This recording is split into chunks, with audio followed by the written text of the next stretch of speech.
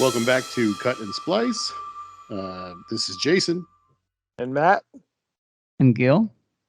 And tonight we are not really talking about a movie so much as just going to be talking about the Oscars again. And hopefully going over all the ins and outs of our thoughts on all of that. The movies. Yeah, the movies. Yes. I mean, some of them, definitely not all of them. We're going to discuss every single nomination in every category. No, I just mean that there's some very good movies that might not be in the main categories, so that we won't discuss from last year. But oh yeah, for sure. Yeah. Yep. So I guess to start off, we were just before we recorded, we were talking about which movies we have seen. I guess. Of the Best Picture ones. Which ones haven't you seen, Jason? I was just looking right now. Okay, so out of the 10 Best Picture nominees, the ones I have not seen are really frustrated. I didn't get to see Tar. That was probably the one I wanted to see the most that I didn't get to. And then I have not seen Triangle of Sadness or Women Talking. I actually also did not see All Quiet on the Western Front, even though I probably should have tried to see that today, but I forgot about it. All right. So you haven't seen All Quiet on the Western Front, Tar, Women Talking, Tar, Triangle of Sadness. Those are the four. Those are the four. Oh, okay, cool. Yeah, the other six I saw. And Matt, you saw all of them? No, because I'm a misogynist piece of shit. I haven't seen Triangle of Sadness or Women Talking, but the other ones I have seen. I can understand Women Talking. I mean, let me rephrase. I can understand your joke about women talking. I don't even know that Triangle of Sadness was a movie that would particularly. I don't know. Okay. Sorry. Now I'm drawing attention to the fact that it was probably a thin joke. Yeah. Right. Yeah. Now I'm like, I did see Women Talking. I just finished it yesterday. And it's too bad because Triangle of Sadness was, I guess it's kind of like a sleeper one because it won the Palme d'Or, so it's very highly acclaimed. But yeah, for some reason it was the lowest profile of the movies. So I haven't seen. So it's unfortunately like that's going to be the only one that we're not going to be able to say anything about. And it's a foreign film, right? It's in a different language, right? Because it's Ruben Östlund. I don't know if it's like what's the language of it? I should have tried to send it to you guys, but I completely just ran out of time. I watched a really, really interesting video on YouTube that was recommended to me, where this guy broke down all the details about how the Oscars are, like how stuff is nominated, what the requirements are, like in extreme detail about every single category and stuff. It was really cool. Interesting. Yeah, I think it's a Swedish film. Yeah, it looks like Swedish, but it says the languages that are spoken are, and I don't know how accurate this is, obviously, but there's like multiple languages that are spoken in it. Like it says Swedish, German, French, Greek. So I don't know what's going on in that movie, but I guess I really feel bad. I am gonna see it. We're planning on seeing it the next 2 nights. It's just that I didn't have time, so I'll see it by the Oscars. I'll probably knock those 2 out on Friday when I actually have a day off. But anyway. Yeah, but I was gonna say the ones I haven't seen is Triangle of Sadness and Top Gun Maverick, but I have been able to see all the other ones. I saw Avatar in theaters in 3D as James Cameron intended. You got to have your eyes bleed just like I did. No, I mean, I will say I don't want to get too deep into it now, but like the one thing I would say about the 3D is that it didn't bother me just as much as I felt like it was unnecessary. You watch that movie, and after 5-10 minutes, your eyes adjust to the 3D, and I just feel like I'm watching a movie. It's just that it's got more artifacts because, there's just these elements that keep adjusting based on how much deep focus there is in a shot, or if it's an action scene versus just a regular scene. And I just feel like it's unnecessary. That there is three-dimensional to cinematic images because there's optics, there's the placement of the camera. You don't need that added thing unless it's an animated kids movie and you just want to do it for the kids. I really feel like it has no place in adult movies, but I I would understand. argue not even then. And possibly. No, I'm just as an experience for kids, kind of I- like I- going to like a Disneyland ride. Well, I but- think if there have been rides at Disneyland and or Disney and also Universal and other theme parks that did it just fine. If you want a 20-minute experience with 3D stuff, that's fine. That's great for that kind of stuff. But I agree with you. I don't think it really has any place right now with the level of technology we have now. I don't see any reason to go to 3D. Games maybe would make sense, but even then, I just think that the whole thing of just spending so much time, like an hour and a half, 2-3 hours in that state, is just not it just doesn't work. Like it's tiring. It's kind of like the way Les Mis was tiring because nobody stopped singing the whole movie. That's what I feel like 3D is that I need a break. I need like a pause from the intensity, and the 3D just keeps going. It's just, I don't know. Is just question.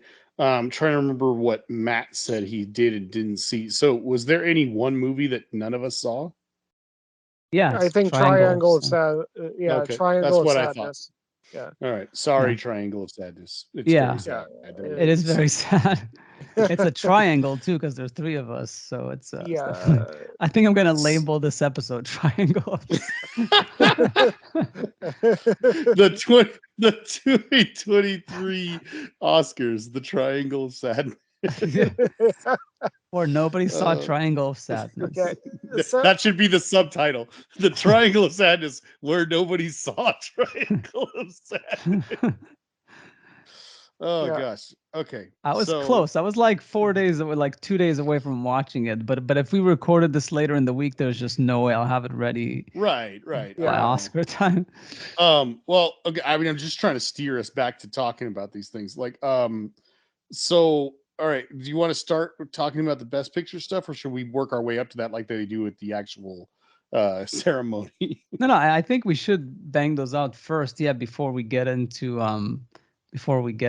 the other categories that are of interest to us. And we can jump back and forth, but we can start like based on this list. So all Quiet on the Western Front. So Jason hasn't seen it. So Matt, what do you think? Is it would you recommend that movie for Jason to see?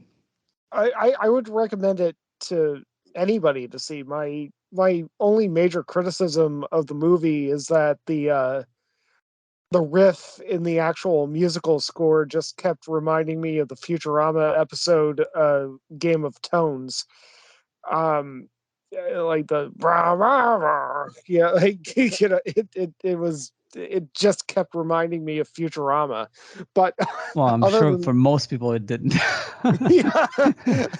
But other than that, I mean I think I mean I was a huge fan of 1917 when it came out, before the unspecified virus of unknown origins hit and everything. I'm a nerd about World War One, and I've also watched every adaptation of All Quiet on the Western Front, and this is the best one. And it's fantastic. It's really good. It is not my pick for Best Picture, but it's damn good. Yeah, I didn't see the American version, the one that won the Oscar, I think, for Best Picture back when. It came out like several years just after the book came out, I think, back then. But and which now interests me to watch it because like, oh, it was Germans, so they but it was an American movie back then. So that's interesting. But But yeah, I didn't know the whole background of it, and I think that movie, to jump around a bit, because I like to put these movies in certain tiers. I feel like All Quiet on the Western Front and Women Talking are two movies here that are similar in the sense that they're about very important subjects that are worthy of exploring, but both of them are just horrendous to sit through. It was just extremely unpleasant. But I guess for different reasons with women talking, not necessarily per se, but yeah, I felt like All Quiet on the Western Front, it was shot really, really well, really beautifully. Which just that's all always an argument, like why shoot a war movie beautifully, because you're could be glorifying the action to some degree, Yeah. which it doesn't to me personally, um, but No, yeah. Now, All Quiet on the Western Front to me stands out as one of those movies that I mean, yes, the photography is beautiful, but it still depicts an environment that you do not want to be in. yeah, it's very gruesome. It's got a little bit of come and see in there, I feel like at times. Yeah, Some of it's not the it's muddy faces and stuff. right. It's not on the same level as Come and See, but it's yeah, it's good. But it's definitely like taking you through a journey of like, you don't want this. You really don't want this. And there's Right. nothing nice about war. Um, and we're stupid for doing this. Um, Well, and World War One is such an interesting platform to actually build that narrative upon, because like there was such a futility to that conflict where like people were put through a meat grinder to gain like 15 yards of ground. I yeah, mean, the futility of was, war. it was just so. I mean, again, like I've read several books at this point about the Battle of the Somme, and 20,000 British soldiers died in one day, and it was for nothing.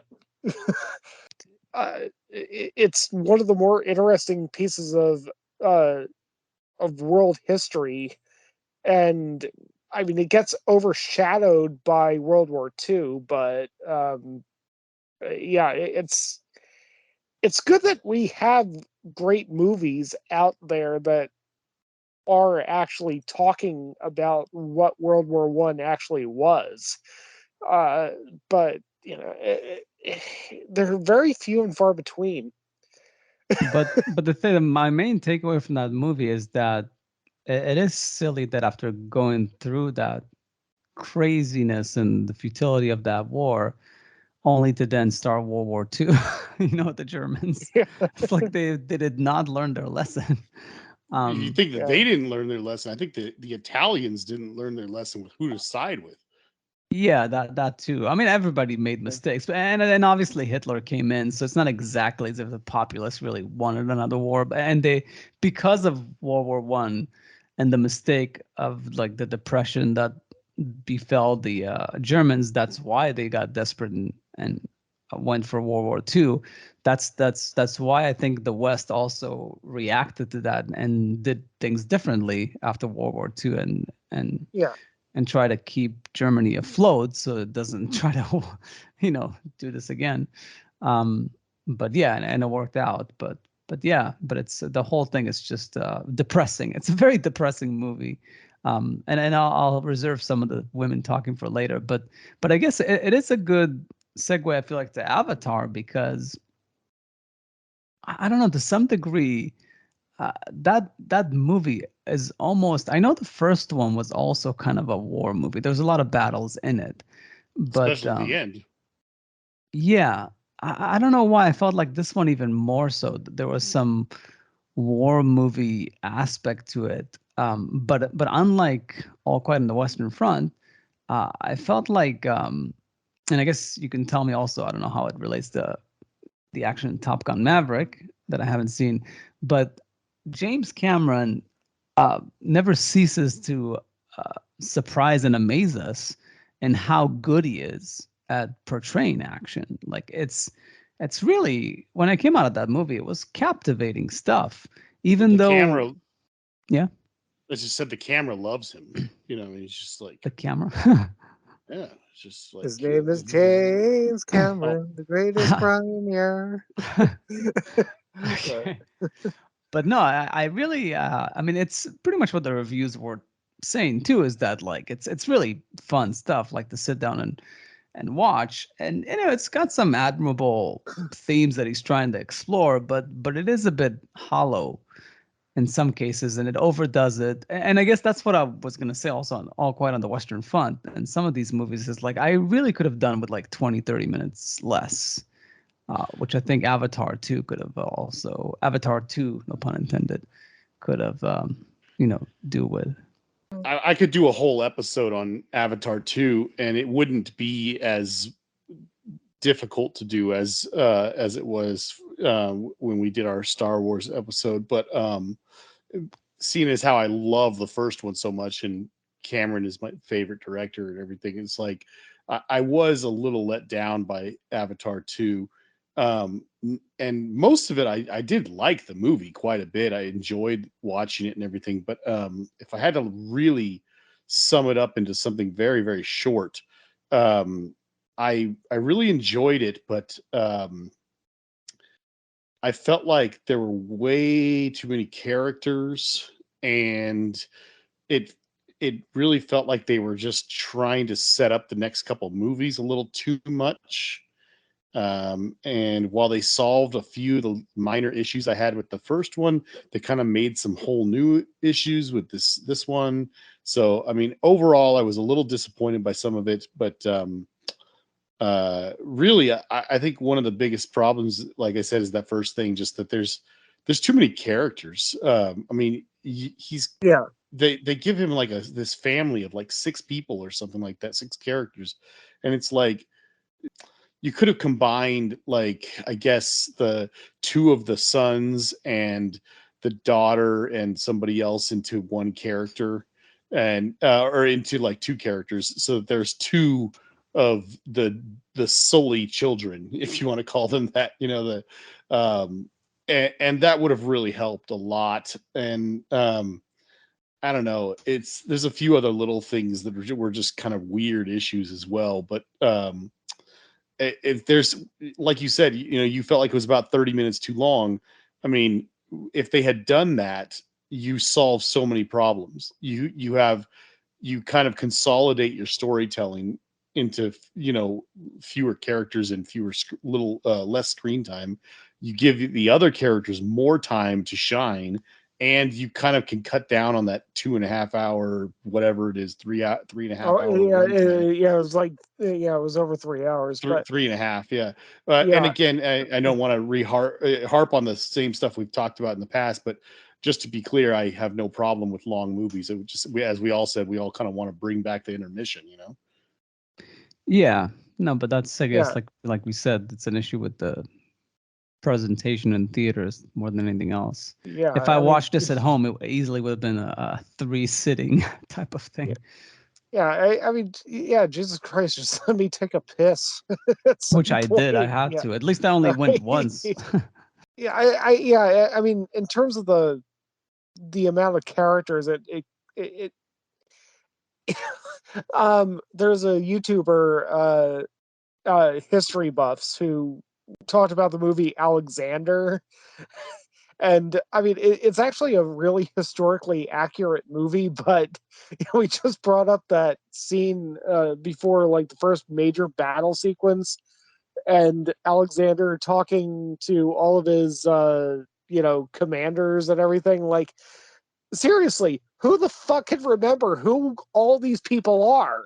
Like, you have no connection to them. He's just like, there are like 15 people in this room, and he's talking to them, and we're supposed to remember all these people and actually have some connection to them. What the hell are you doing? And a lot of Avatar kind of felt that way. It's just like, you only get a certain amount of time with a certain amount of characters, and uh, you can't connect to people that quickly.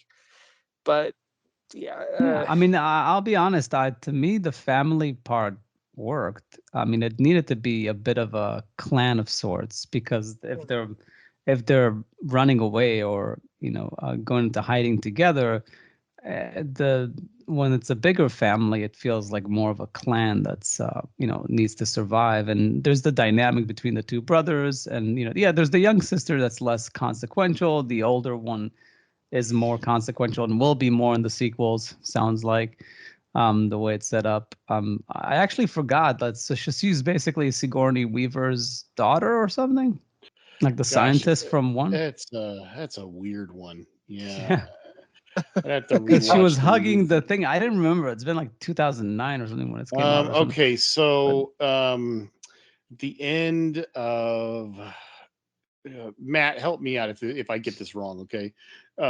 If I remember correctly, because I need to rewatch Avatar 2. I wanted to do that. I just kind of like got too busy with other stuff. But if I or remember Avatar one correctly, or no. I watched one right before I saw two.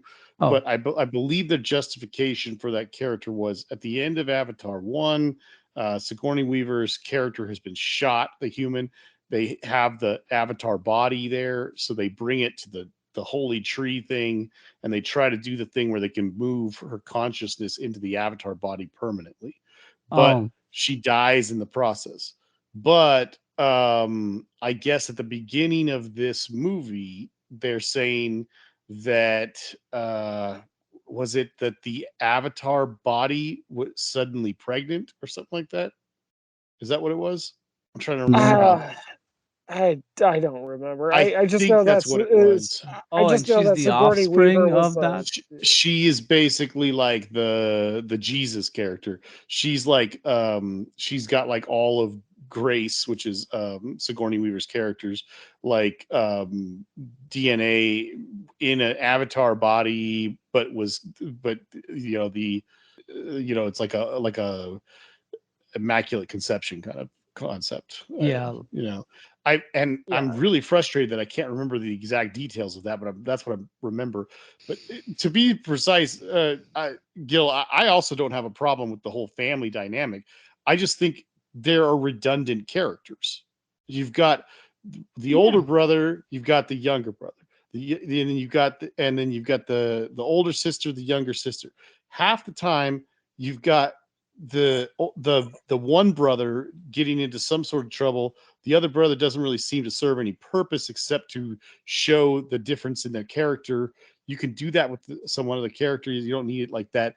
And then you've got this whole thing about how for some reason the younger brother has this strange unusual connection to the animals or something like that. But then you've also simultaneously got this character, the Sigourney Weaver character, who just happens to have this unusual thing, which is perfectly explainable for her character.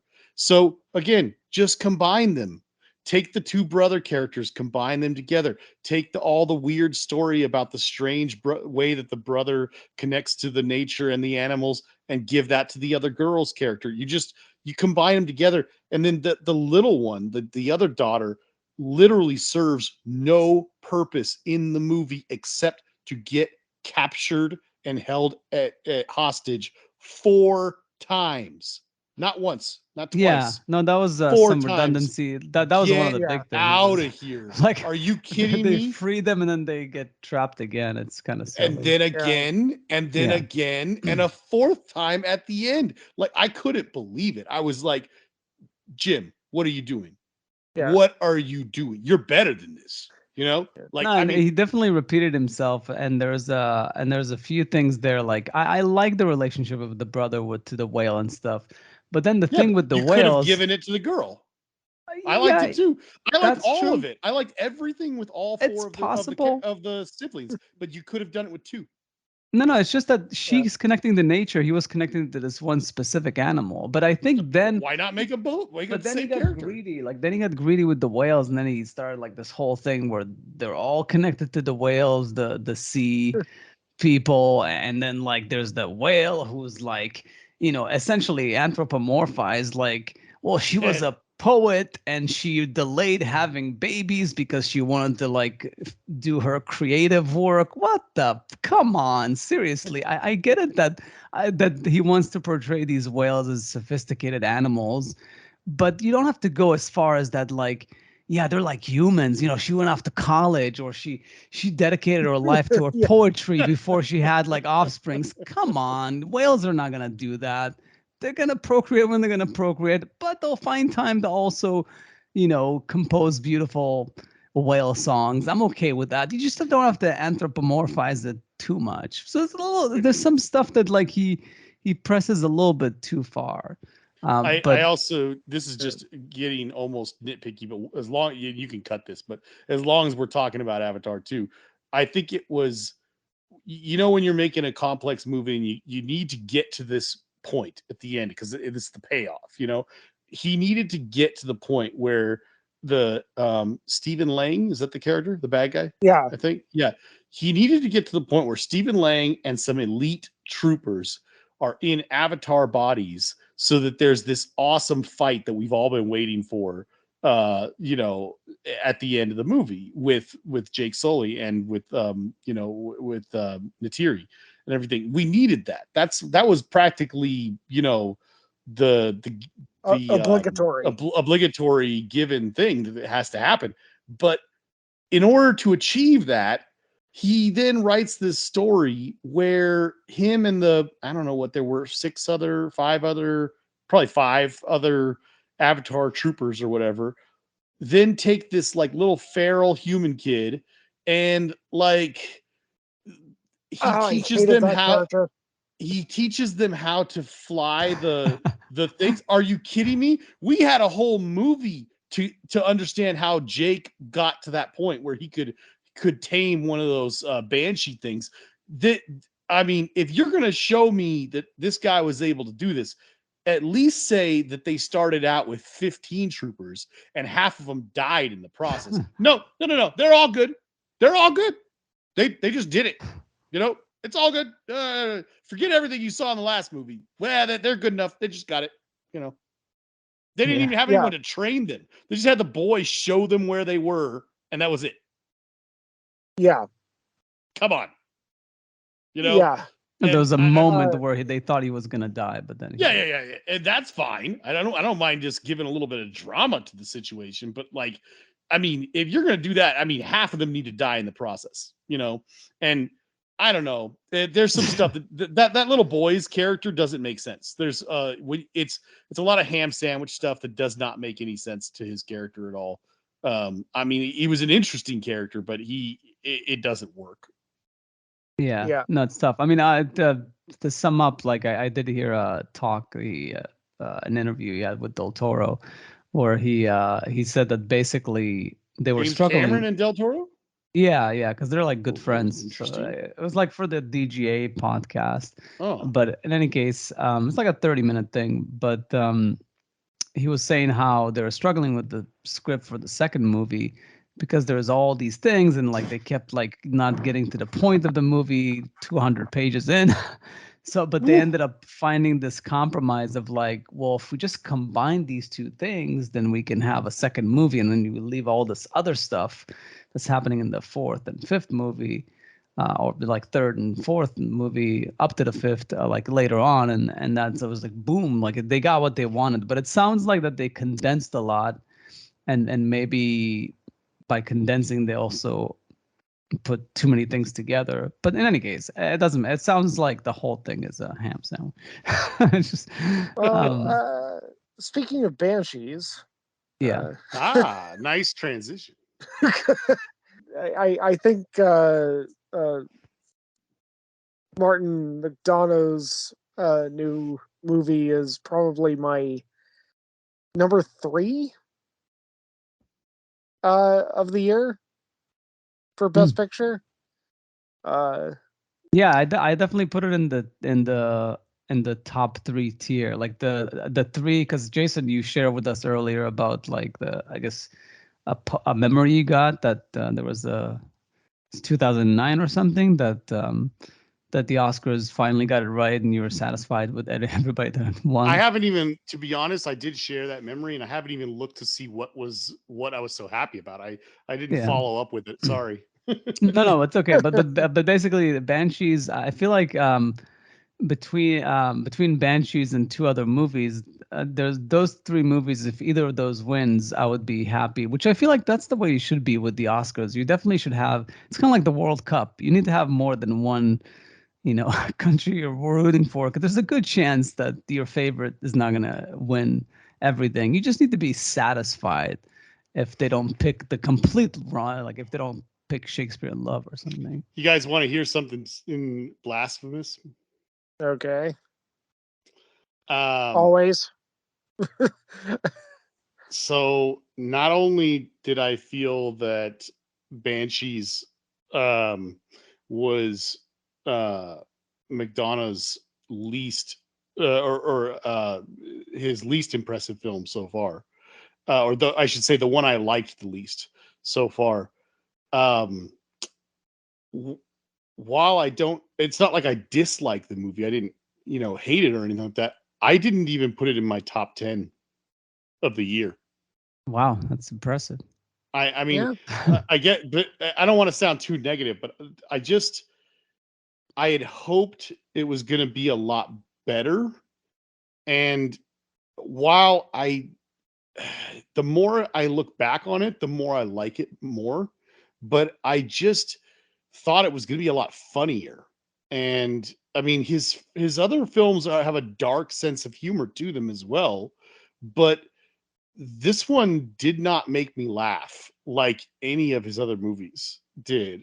And I don't know why I just didn't connect with it the way I did his other films. I mean, the first time I ever saw In Bruges, I was laughing all the way through it. I thought it was so incredible.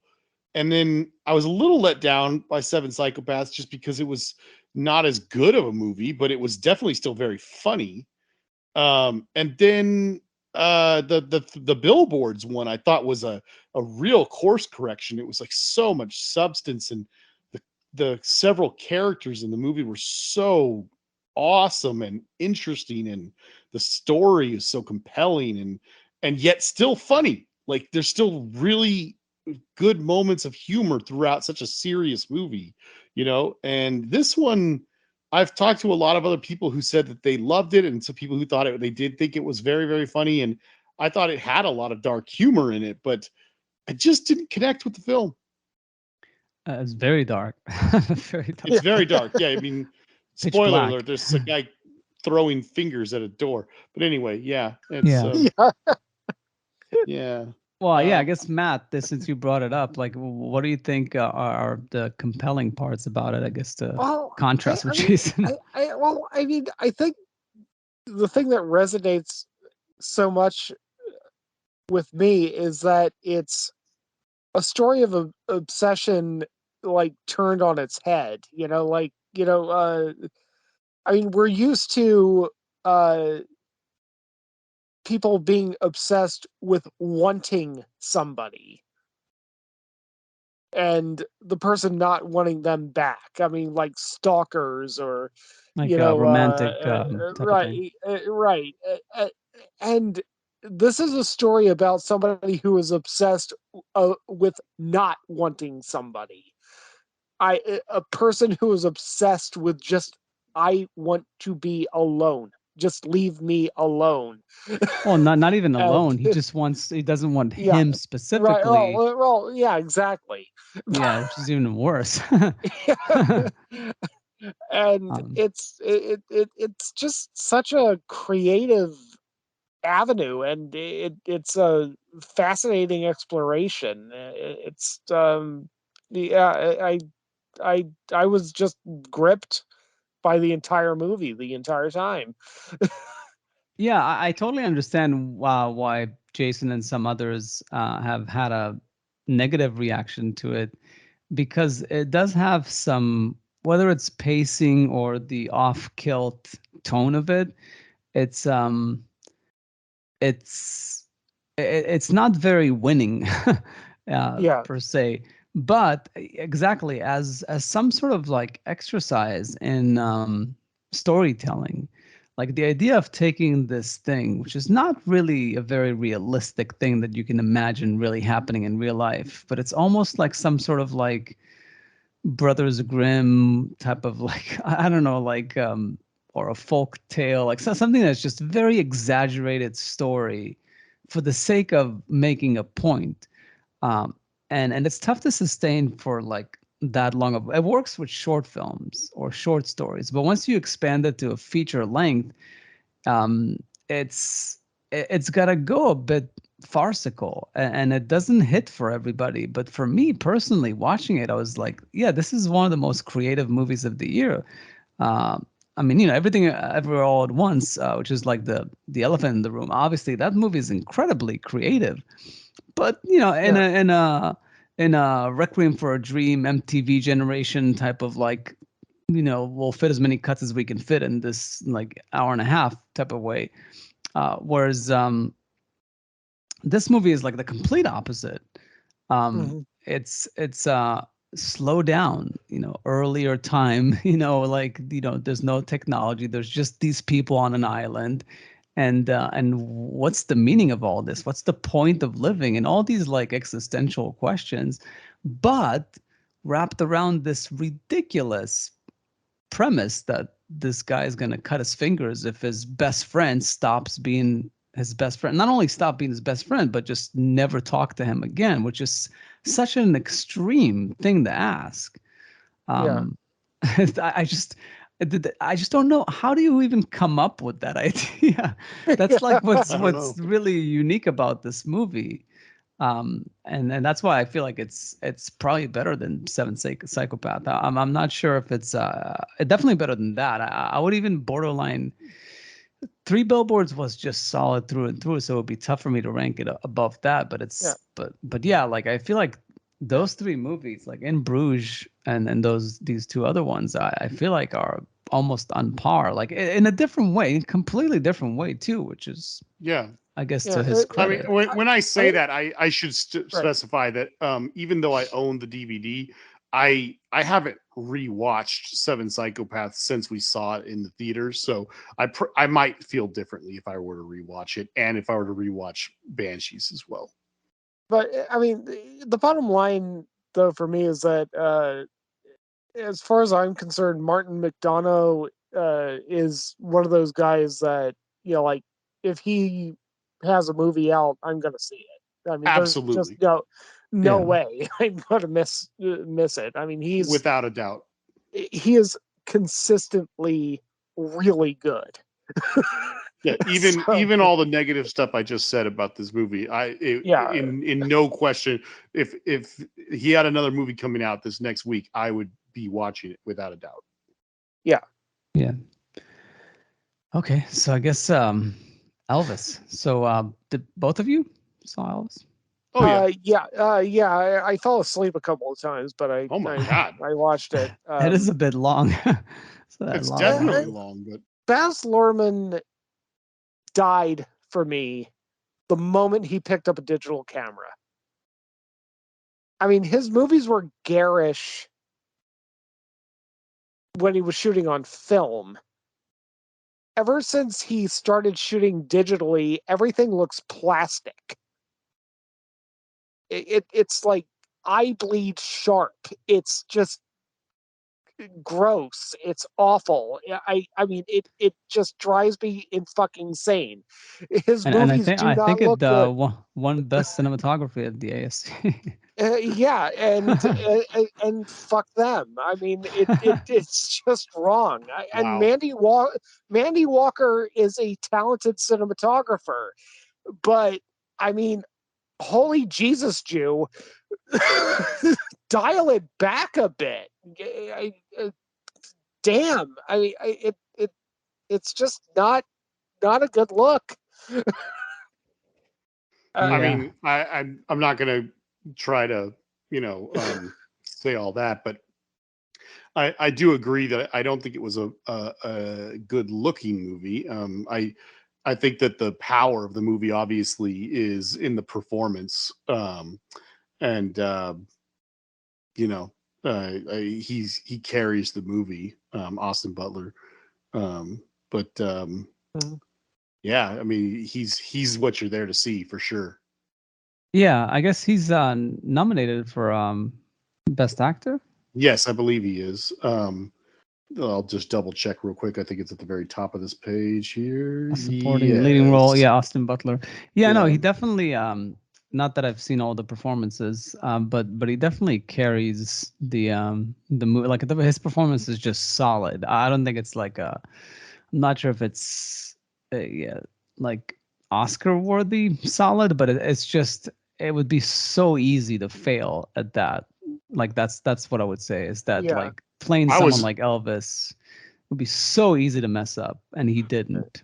I was really impressed. I think he's got incredible presence, and he's going to be he's going to be playing Fade in the second half of the Dune movie coming up soon. And my friend and I were joking about how we were like, I think at this point we're pretty much rooting for him to win. You know what I mean? What, best And actor? Or? no, sorry, that was sort of esoteric joke. Oh, you mean Where at the end of in the the movie, movie? him and Timothy Chalamet are going to fight to the death, Oh, and oh, oh, we're like, yeah, this guy's great. I see. Yeah. uh, yeah. Um, I can't. Yeah, I can't. Did either of you yeah. were either of you bothered by because a lot of people are like say that like I don't know like Tom Hanks's performance is really Oh, off-putting in that movie. Tom Hanks should not do accents. Yeah, I mean I think I he was not great for sure. He's too recognizable to play something that strange, yeah. but uh, but I think he was supposed to be objectionable to some degree, so he nailed that. I Right. I've heard. I mean, Matt and I talked about it a bit way back when the movie came out. I've heard other people talk about it. I definitely agree with you that there's I've heard a number of people discuss his character and how they felt about it. I didn't really have a problem with it myself. I more had a issue with just kind of the movie itself. But I mean, Tom Hanks's role. When I saw the trailer and I saw what a crazy character he was playing, such a non-Tom Hanks character, I was really excited to see Tom Hanks's performance as well. And at the end of the movie, I was just Austin Butler was all I really cared about. I didn't really care one way or the other about Tom Hanks's performance. Yeah, and maybe he was a bit of a distraction. Maybe it would have helped even more the movie if it wasn't Tom Hanks. You know, Maybe, I can see that argument. perhaps. Um, yeah, because then it would be all about Austin Butler. But yeah, it's basically kind of like a performance movie for sure. Yeah, It's yeah. not much like it's okay, it's serviceable, but the actual filmmaking like Buzz Luhrmann does have an issue. All his movies are a bit too much fluff and not much more. Weren't you guys the one that said it? I think we were talking about Boz Lerman at one point, and I think on this podcast or something, and I I was trying to say how I felt about him, and I was like, Boz Lerman, and one of you guys just jumped and said his movies are annoying or something like that. And I was like, yes, that's it. His movies annoy me. Yeah, yeah, they're just annoying. Like they've always been annoying ever since like the Romeo and Juliet one. I I, feel like I love Romeo and Juliet, but I have to admit it's an annoying movie. yeah, he's annoying, and and like what kind of like and sort of like the JJ way of like I wasn't a Star Trek fan, I didn't even like it, like when he did The Great Gatsby, he said he didn't read the book. So I hope he read it after he committed to making the movie, but he might I, have not. He might have just read the script and just said, "Yeah, sure, I'll direct it." as long as since you brought that up, I have to at least say this much for Elvis. The way they kind of modernized the music every now and then in different moments, I did feel like it worked a little better in Elvis than it did in The Great Gatsby. I didn't think that what they did with the music in that one really worked that much for me. Yeah, I didn't see it, but yeah, maybe I should. I did finish reading that book a while back, like not too long ago. But it's a short book. um, So, are we going to move on to the best movie of the year? I guess so. So is it? I guess that's the question. It's my pick. Yeah, it's definitely would be the most satisfying one because it's also such a weird movie to win an Oscar. Although in recent years they've picked Moonlight and a few other like small movies. Yeah, but in a way, I'm not going to take credit for this. Somebody else said this to me, and it's I had not thought about it until they did. It's not just that it's like you said, Moonlight. It's not just that. This is not just like an indie film, almost kind of winning the Oscar. It's not just like this movie is almost a foreign film. It's almost an indie film. It's almost a martial arts film. It's like it's a comedy. When was the last time we had a comedy win the Academy Award? Or like win the Best Picture. I mean, it's kind of like there's a lot of things that's awesome about this movie, that it's kind of covers so many. It has so many overlapping Venn diagram circles. And I guess that's why the title is what it is. Yeah. Yeah, no, I mean, my reaction to it, because I had high expectations when I was sitting to watch it, and the first half of the movie, I was slightly annoyed, not in a Buzz Luhrmann sort of way, but just I felt like it was a bit too much at times. Like some of it was like, I don't know if I'm clicking with this just right, and the tone didn't feel just right, and the characters. But then as it kept going and going, it kind of wins you over. Like by the midway point, I was just taking by it, and I was just going along for the ride. And I did. I was gonna do a post on Facebook, but I was like, after watching it, I was like, who would have thought that in 1 year we would have two scenes where someone is on someone else's shoulders and running in an action sequence. Oh wow, yeah. It's like when I saw that, it's like there's no way that in 1 year two movies did that to such an extreme extent. Like there's just anyways, but yeah, no, it's I do think that, and maybe that's just the purpose of that movie, is that it's got some issues with it in the beginning, but then because there's so much in there and it's so creative, it kind of just sticks to landing. And by the end of it, it was like, okay, I get it. Like I do appreciate this, but it wasn't. It was shaky for me in the beginning. I don't want to like. Sorry, just in case anybody listens to this and doesn't know what we're talking about, it's Everything Everywhere All at Once. We actually haven't mentioned the title yet. Oh yeah, haven't we? No, we haven't. Thank you, Matt. I was just gonna say I don't know what I should and shouldn't say about this movie, because if anyone hasn't seen it, I heavily recommend going and seeing it in any way, shape, or form that you can, because I think it was like the best movie going experience I had of the year. And I don't want to talk about the stuff I loved so much, because they're like such pivotal moments in the movie. But I mean, it's just really, really crazy, like just batshit crazy movie. And it all, to me, it really all worked. I do feel the same way you do, Gil, but I think to a lesser extent, because I don't think it took me about half the movie to jump in. I was a little concerned with how it started. And just as soon as they start the whole universe hopping stuff, I was cautiously on board.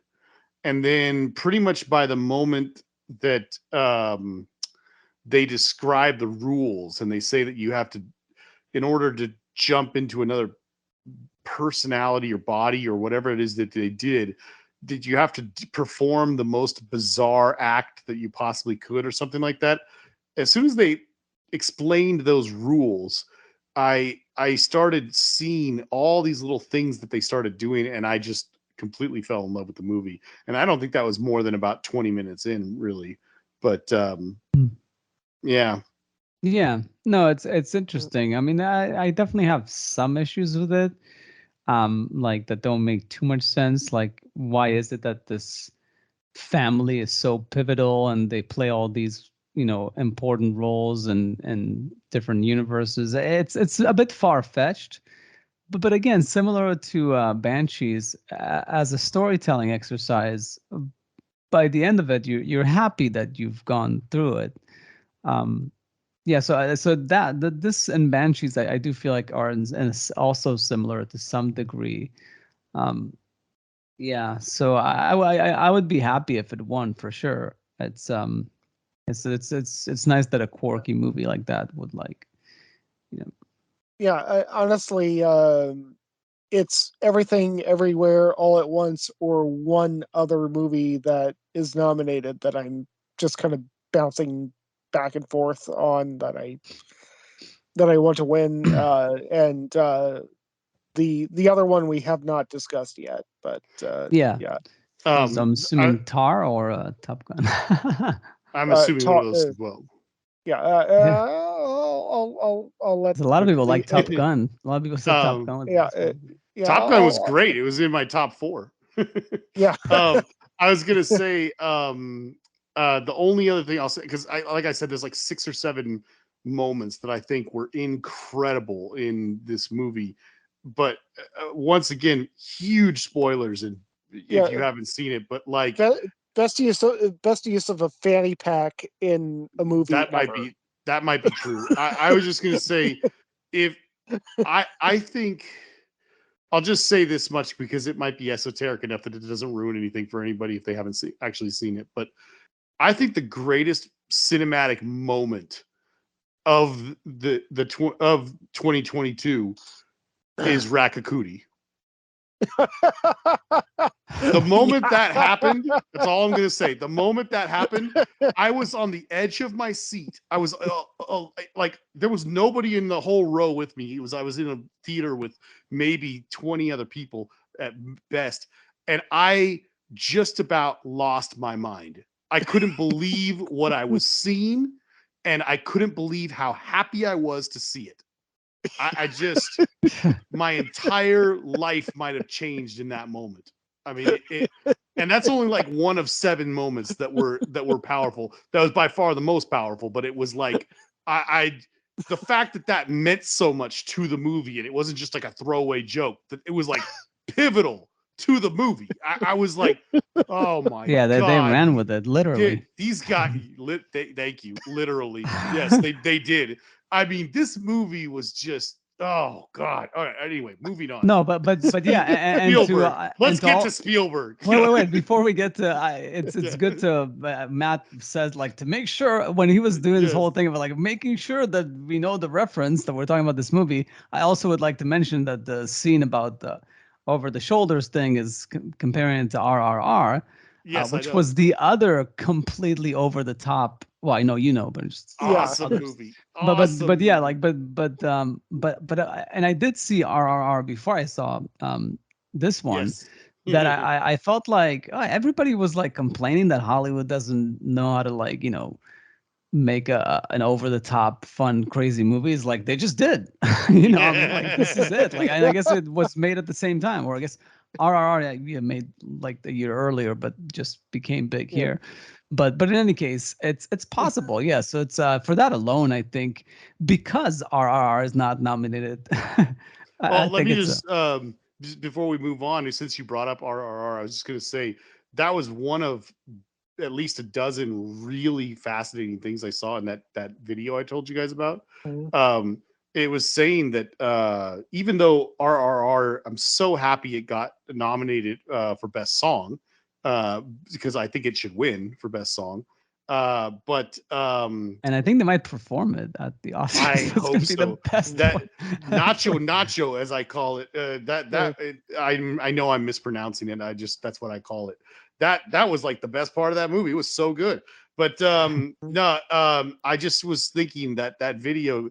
I did not know this, and so it was an interesting little tidbit that just said um, foreign films, like other foreign countries with non-English speaking films, are only allowed to submit one film to the Oscars for best picture contention or whatever.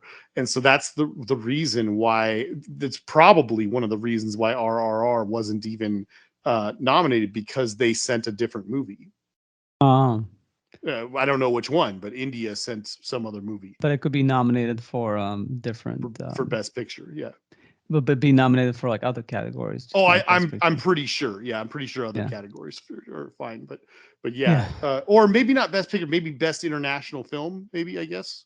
I don't know. They didn't yeah. go into they did go into details, but not that much detail. But anyway, I just felt like mentioning it because yeah, it's such a good movie. But I guess that it's one of the. It's not that it got snubbed, but there's just these rules that they have that Yeah. prevent all these little stickler rules, and stuff. Yeah, which at the same time, as much as I like that movie, it's not an Oscar type of movie. Unlike Everything Everywhere All at Once, it doesn't have this deeper thematic thing to it. I mean, there is for sure, because it's got the revolution and everything about it. But Yeah, it's it's more no- it's more of a yeah. jokey movie than Everything Everywhere All at Once. Everything had like heart, like it was really like the type of Little Miss Sunshine. It was like amazing. Let's just say that it was amazing.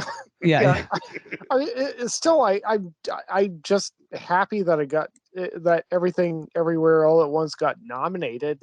Me too. I mean, it's just a great movie, like all the way through. It's another one of those where you're like, how do you like what, like how do you do that? What is your elevator pitch for this? Yeah. Oh my God! Seriously. No, but which segue, I guess, to Spielberg, because Yes. Spielberg interviewed the director of RRR, and they interviewed each other for something, and he was like, "Listen, first of all, I loved your movie, and we need to sit down off camera." And you need to tell me how you did this scene and that scene. Spielberg just wanted to pick his brain how he even accomplished those scenes. So yeah, it's good. It's good that in the year 2023 we're still making surprising ourselves with movies. I mean, people really go down on like, the state of movies and blah blah blah, but there's a few good ones a year. You can't really complain. Yeah. But the Fablemans. What was your reaction? I think it's a gorgeous film. I think it's easily one of the best of the year. It is not one of Steven Spielberg's best, but I was compelled through the entire almost 3-hour run of the movie. I thought it was gorgeously photographed. I thought I really identified with the character for a lot of reasons. I mean, just that scene where uh, he has he has this girlfriend, and he's been working with a Bolex, and she says like, my dad has this camera. It's like an hour, an arrow, or what? Like, I don't know, something like that. Like, your dad has an Aeroflex. Yeah, I'll do it. Yeah, okay, yeah, that's me at 16. Yeah, that would be me. Yeah, so I I love that movie in so many ways. It's it, and in a lot of years it would be my pick for best picture, but this year we just had a few better movies. Jason?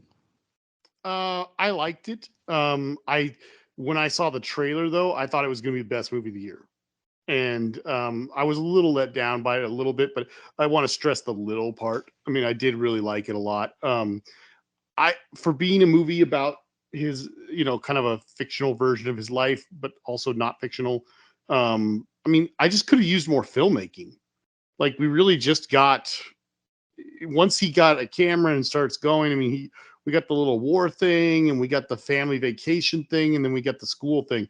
Like, I could have used like 5 or 6 big things of him making movies and how each one affected him slightly along his journey. You know, I mean, it's a movie about filmmaking. I could have used more filmmaking. I also could have used more Judd Hirsch. I could have used more David Lynch, you know, and maybe a little bit more Seth Rogen. I think all these like little supporting characters throughout are some of the best things in the movie. And I could have used a little bit more of them. Yeah, no, it's in a similar way to in a similar way, I guess, to the similarities to Everything Everywhere and also Avatar to some degree. The whole you know, at the core of them, it's this family dynamic, like family drama, essentially, of those movies. But I feel like in the Fablemans, it leaned a bit too much on it, that it forgot that it's about one, if not the greatest, at least technician, definitely one of the greatest, you know, technician of the art of filmmaking, but the you know, the ball possession, as they say in soccer, was like 70-30, where it should have been at least 50-50, if not even 60-40 to the filmmaking. Like I wanted this whole movie to be from his point of view, and how everything sort of represents. It needed to be like Mulholland Drive, you know, where like, or like one of these movies where like everything that's in the, you know, or Wizard of Oz, where like everything that's in his life is moments from his movies. How he came up with a shot in Jurassic Park, how he came up with E.T., how he came up with, like, you know, like these like little trinkets of like how, but instead of being that, it's just a family drama. And with the few little bit of like Spielberg sprinkled like moments, but almost like fan service, but not really going all the way and just making it about creativity, which this movie is not about creativity. It's about a family that happens to have a very creative kid within it, and it leans about it a bit too much, I guess, because he's the subject of the movie. But it's not about that. Like that's the issue. But it's done really well. It's serviceable, but yes, not one of his best. And yeah, I honestly, I wouldn't consider it a best picture worthy winner in most years, but specifically this year, because like you said, there's at least, I mean, I would definitely the top three that I have, which is like at this point we know like Banshees, Everything, and Tar. I would put over that one. Yeah. But not, I guess there's no other one that I saw that I would put it ahead of. So yeah. I mean, like, yeah. So it would be fourth, I guess, for me in this list. So that's not terrible. Yeah. No. So yeah, I guess Tar. So Unfortunately, I have not seen it. I really, Oh yeah, I really wanted to though. So sell Jason on Tar. So Tar, for me, okay, a large part of me is rooting for Everything Everywhere All at Once to win. And genuinely thinks that it's the best movie of the year. There's also a large part of me that thinks that Tar needs to win this year. And it's because of the actual subject matter of the fucking movie. It actually deals with a really big elephant in the room, which is, you know, cancel culture and talented people being dragged through the mud through out of context situations on social media, and how you have to kind of navigate this new territory.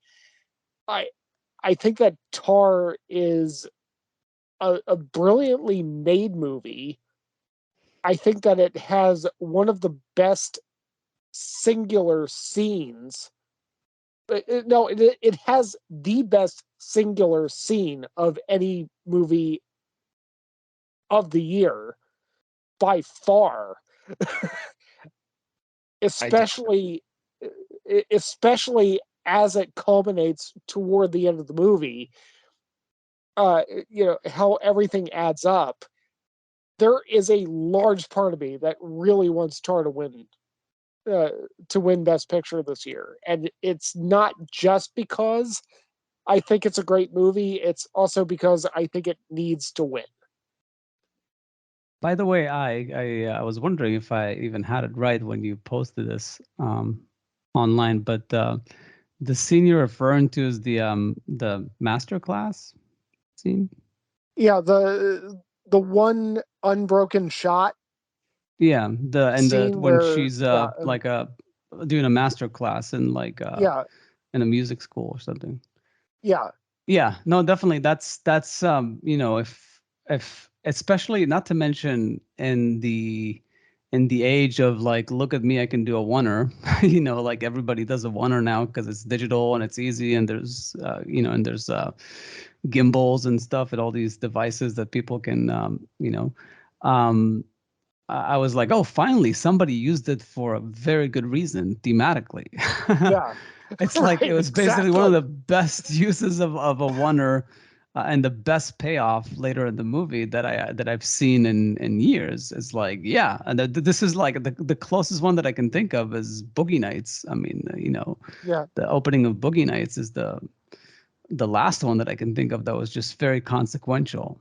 Um, but yeah, no, it's at the same time, I think Tar, much like the other two top ones, like Banshees and Everything Everywhere, I feel like it's suffers. They don't all suffer from a pacing issue, but it's what it is. It's maybe it's a bit too much of what it is. Banshees didn't feel long, but I feel like especially Tar and then I said All Quiet on the Western Front, definitely Elvis, but Tar I felt like, especially because it's a character study movie, could have been shorter. I mean, that was like 3 hours almost, and I feel like for a character study where there's very few characters, you could have made it tighter and probably would have gotten a better movie. But I think Todd Field kind of just went all out for it, and he had like Final Cut and all this stuff, or so he kind of just did his own thing there and let loose. Um, so yeah, I think it suffered a bit from that, and also approaching that subject through the eyes of a conductor and stuff. I totally understand why I do that, because it's such an elitist type of thing. But to explore, especially yeah, because of her, some of the deeper roots and everything, and what's going on there, like imposter syndrome and all these themes that are explored there about creativity and stuff. It was just a bit like too much at times, and it didn't nail it completely, which is why I do agree that that Everything Everywhere just had less flaws. But as far as importance, yes, and it is very much an Oscar movie. Like if it won, you can't be upset with them picking that over Everything Everywhere, because it's a serious movie that really is appropriate for the times. Um, yeah, and it's very masterfully done, even though it's got some pacing issues and all these things. But yeah, yeah, it's not an easy. It's also a tough watch. It's also, I feel like, in that category of like it's not super easy to sit through, but it pays off well. It really pays off, and the ending is kind of out of like left field and in an interesting sort of way. Yeah. yeah. I plan to see it If, probably tomorrow or yeah. the day after. Well, if anything, I think that Tar might actually be. I've been thinking about this for years, but it might actually be a really good argument for just having a category of just best scene. Like, just make a category of, like, the rest of your movie might have been shit, but holy fuck, this one scene just stands out. I mean, Quentin Tarantino would have a desk full of Oscars if it were just like like best scene. Yeah, no, but I heard somewhere they're saying there should be a category for like best swing to the fences, because Yeah, they're talking about like Babylon and how I didn't see it, but like that it's it didn't get it's good. nominated or anything. Yeah, that it's like it's an uneven movie, but that the fact that he just really swung for the fences, and but I feel like Tar is another movie that and Everything Everywhere that really just put it all out there and didn't fail. It actually Yeah. flew. Especially Everything Everywhere, I feel like just took off. Yeah. Or Tar is a more subdued movie, but still pretty masterfully done. All right. Speaking of taking off, Top Gun. Yeah. So you tell me, because I was like, I was telling Diana, I was like, why do you want to see that movie? Did you even see the original? I was like, yeah, of course I saw the original. I mean, I was a kid back then. um, So I got two of the segues.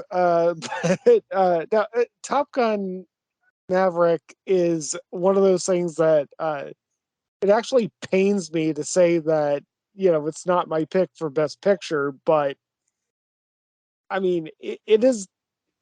I think it is the greatest piece of entertainment that we've had this year. Probably, in fact, in several years. And it's kind of the Christopher Nolan thing. Even though Christopher Nolan wasn't involved, they actually flew the fucking planes. They minimized the CGI. They uh it was just broad, beautiful fucking entertainment from wall to wall. And and again, PG-13 and using the F word in the exact point that you use an F word in a PG-13 movie. It was probably top 10. Yeah. To be clear, top 10 times where a PG-13 movie has managed to use that precise profanity just right in their one allotment that they get. Right. Yeah. But no, I was just gonna say, I think it's the thing that I think was so crazy about this movie is that in this time now where we're getting all these shitty legacy sequels over and over and over again, I was completely wrong about this movie when they were just showing teasers of it, and that was it, and nobody had even seen it yet. There were no reviews out or anything like a year ago, over a year ago, I should say. I was openly talking about how stupid it was that we were doing this movie this late, and that it was just gonna be a terrible idea for a movie. And boy, was I wrong. Like, I just cannot believe how much better it was than I thought it would be. It's so much better. Yeah. I mean, it's far better than the original, and I mean, the original was pretty. Whoa. Okay, yeah, well, that's what I'm wondering about, because because it's kind of like I feel like Blade Runner 2049. So it's a very good comparison to that. yeah. I Or it's just like a legendary movie ends up being outdone by its sequel. I don't know if I'd go that far, but I mean, Matt's entitled to his opinion, obviously, but I just think it's really damn good. Yeah. And you know what it is? Top Gun Maverick is so much better than it had any business being. Yeah. Oh, No, and but the thing is, it's all in how it was actually made. I mean, the story is kind of pedestrian in a lot of ways. It's nothing groundbreaking, but they made the decision to actually fly the freaking planes. They made the decision to actually train the actors to operate the cameras that were in the cockpits. They, they they went all out on this to actually create an experience, and uh, and also like freaking Tom Cruise. I mean, Scientology shit aside, this guy is the last real action star that we're ever going to have. And he's 60. We're going to lose him pretty soon in terms of action star. Let's enjoy him while we still have him. The guy is freaking insane. Well, he definitely is crazy. I mean, I was gonna say I definitely would be one of the first people to praise the movie for all the stuff you just said about doing things practically, doing things right, doing things for real as much as humanly possible. But Uh-huh. I mean, I think if this movie was a big CGI fest that was just really, really great CGI, like you know, you know, stuff that would look completely realistic and stuff with the exact same story, it still would have been a hit. I still think I think it's just uh I would say that the secret sauce is just that they managed to make a sequel with the character and everything, and it was something that nobody really knew they wanted to see, but then once you start watching you're like, this is pretty damn good. It's like they managed to tell a story. Well, I don't want to give away too much, but it works. It's a good, like you said, it's not anything that's like change your life groundbreaking in terms of the kind of story it is, but it works. It's like it just I didn't think it would, but it does. It really works. Yeah, I mean, the entire last mission is basically the trench run at the end of A New Hope. They don't. Uh, I don't even think they're trying to hide it. Like it's yeah, like right. embarrassing. It's almost embarrassing how Star Wars it is at the end.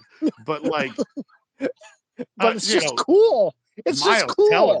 cool. Miles Teller really brings it in this movie. Like, I mean, Yeah, I hope everybody already knew who Miles Teller was, but after this year, I really hope that they at least know who he is. Like, he should be a household name. yeah.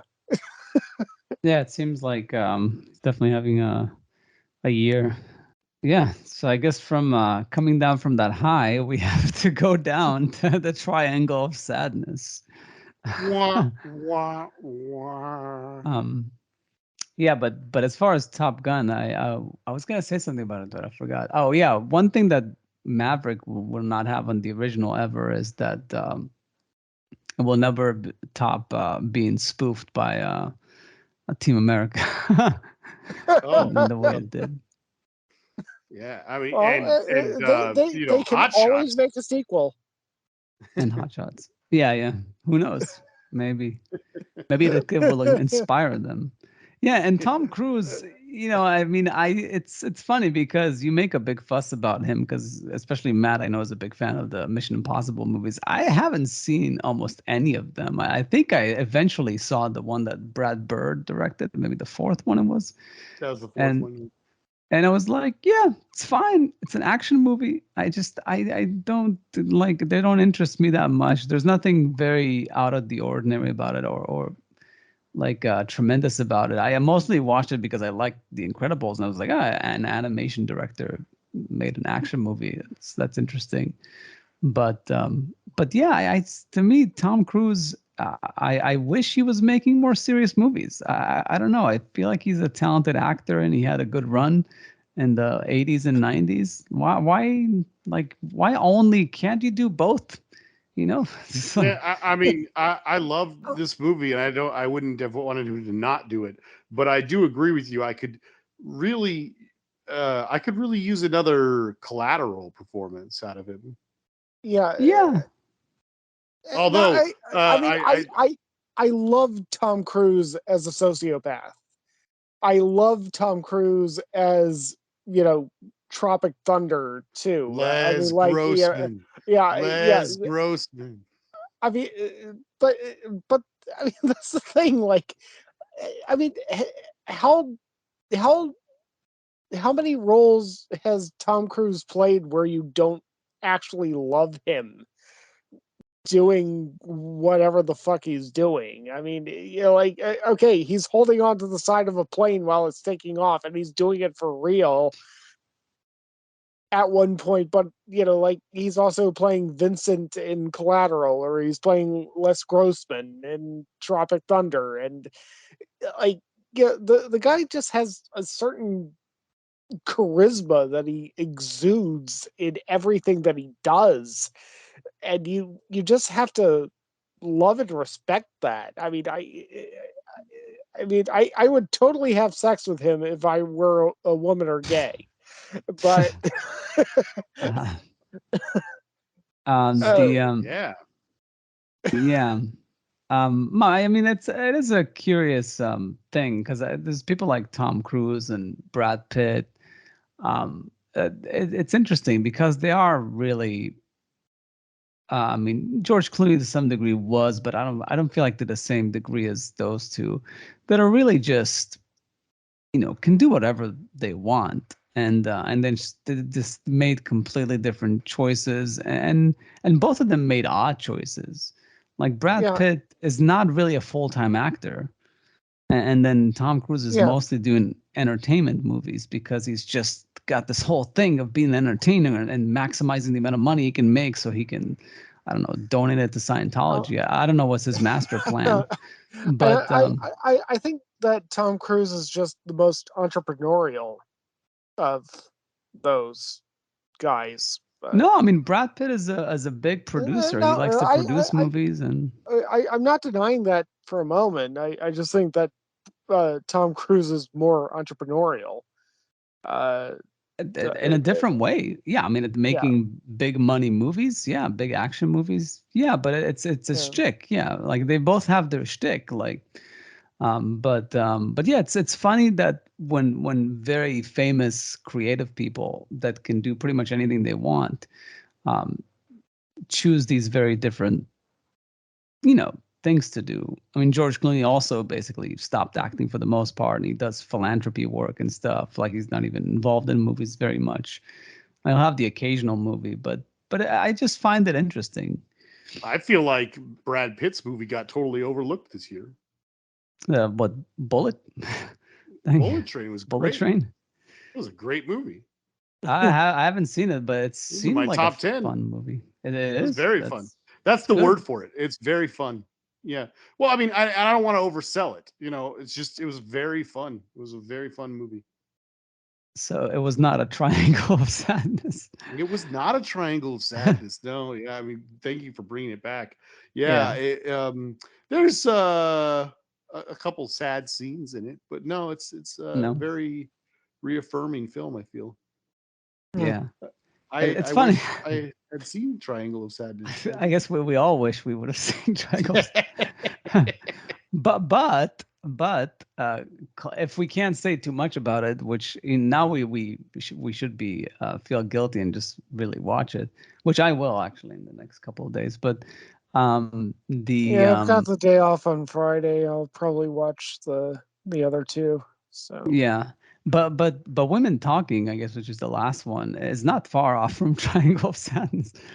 Um, it's uh, it's actually similar to a couple of movies on this list because I feel like it's similar to All Quiet on the Western Front, that it was tough to sit through, but it's also similar to Banshees to some degree because it's an unrealistic movie, even though it's very plausible, but and it's very play-like, even though it's based on a book, not a play. I don't know if there's a play based on it, but yeah, it's mostly in one location, and it's about women um, talking, like trying to make a big decision. Like they live in this community that, Appropriate title. yeah. So both of you haven't seen it, right? No. right. Yeah. So they live in this community. I guess it was in Bolivia or something. This what do you call them? The Mennonites. The ultra religious kind of Yeah. loners, and Right. Yeah. Why did the Amish girl get shunned yeah. to Mennonite? Oh wow. To bring it back to sadness. No, but it's basically apparently the men there run amok and they rape and abuse all the women and children, Yeesh. and so the women the women kind of gather in this barn and have this very long play like essentially discussion um, about what to do, whether they should leave or whether they should stay, and struggling with their like religious beliefs and all this stuff, and it's not a very and it actually says in the beginning of the movie that it's what happened next is female imagination, meaning that it's not known per se whether this actually it is based on a true story, but whether this actually happened is not really um you know unknown. It's more like if this would happen, this would have been nice. And the whole thing becomes sort of like in the Me Too era. It feels like it's a bit of a metaphor for just what women have gone through in history and how they haven't had a voice and haven't had this and were abused in many ways, and how them discussing it, they weren't educated until a certain point in history. These women also were illiterate and uneducated. Only the men got educated. And so the whole thing feels kind of like Banshees, where it's like an exercise in storytelling, and it's sort of like a situation that's an excuse to explore all these aspects of the female perspective.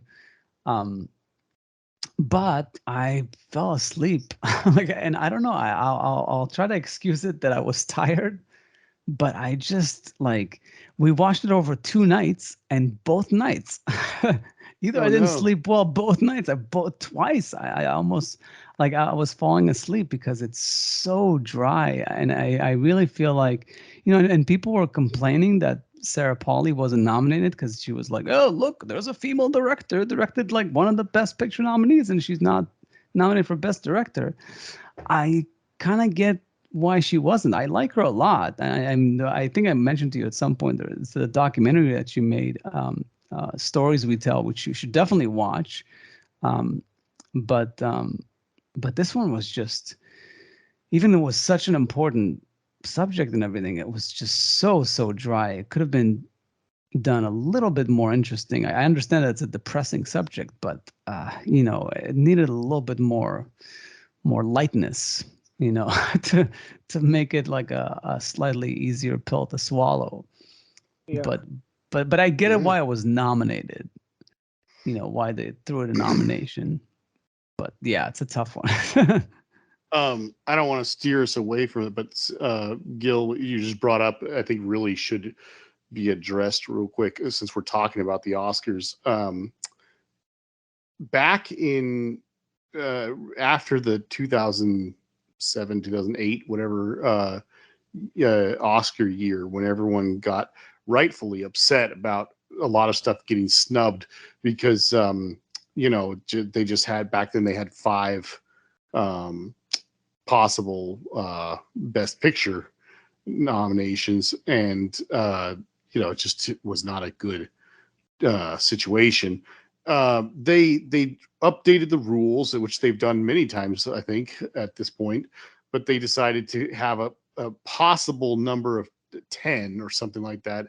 And for a while, it was that it was all about what got nominated by certain numbers, and then they would determine it could be 6, 7, 8, 9, or 10 movies, depending on how things turned out. And then the very next year that there was 10, it was like that felt good to everybody because there was like the ones that got nominated, and it's like, well, they're not going to win, but at least there's a nod to them. But then every year there wasn't 10, people started complaining because they were like, well, you had 10 last year, and why did my movie not get nominated and you only had 9 this time, or 8 this time, whatever. And now the rule is that there's 10 no matter what. And I have to say that I really liked the idea of having 10 nominations for Best Picture because it allowed other movies to basically get recognition, even though they weren't going to win, kind of thing. That was my feeling back then.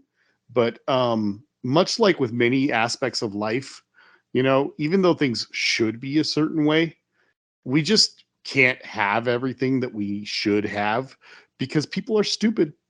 And that's really what it comes down to. And it's very frustrating. But now we are now at a point where anytime some movie gets nominated for Best Picture, and then somebody loved it, and then that director doesn't get nominated for Best Director, everybody gets upset about it.